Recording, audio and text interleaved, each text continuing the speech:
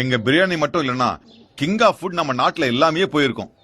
Super sir. சொல்லவே மாட்டேன்றியே, நீ உங்க அப்பா மாதிரி வெஜிடேரியன் தானே? எங்க அம்மா மாதிரி நான் வெஜிடேரியன். அது இருக்கட்டும், நீ ஆற்காடு ஆம்பூர் பிரியாணி சாப்பிட்டிருக்கியா? இல்ல சார். கலர் கலரா சூப்பரா இருக்கும் சார். டைம் ஆச்சு, நான் கிளம்பிடுமா சார்? அட உட்காருப்பா. செங்கோட்டை பார்டர் கட்ட பிரியாணி இருக்க கே போலும். இந்த ஹைதராபாத் பிரியாணி இருக்க ரைஸை விட பீஸ் தான் பெருசா இருக்கும். நம்ம பாய்ங்க மட்டும் தான் பிரியாணி நல்லா ஆக்குவாங்கன்னு இல்ல, திண்டுக்கல்ல தலப்பாக்கட்டி நாயக்கர் கடை பிரியாணி போவோமா சார்? உண்மையா டைம் ஆச்சு சார், நான் கிளம்புறேன் சார் ப்ளீஸ். நம்ம சென்னையில நிக்கால போற பிரியாணி தான் உண்மையா நல்லா இருக்கும் சார், நான் கிளம்புறேன் சார். நம்ம நசிமா ஆக்கின பிரியாணி நீ சாப்பிட்டது இல்ல? फ्रिज में उठा के रखी हूँ अब्बा. உனக்குன்னு ஃப்ரிட்ஜ்ல கொஞ்சம் வச்சிருக்கலாம்.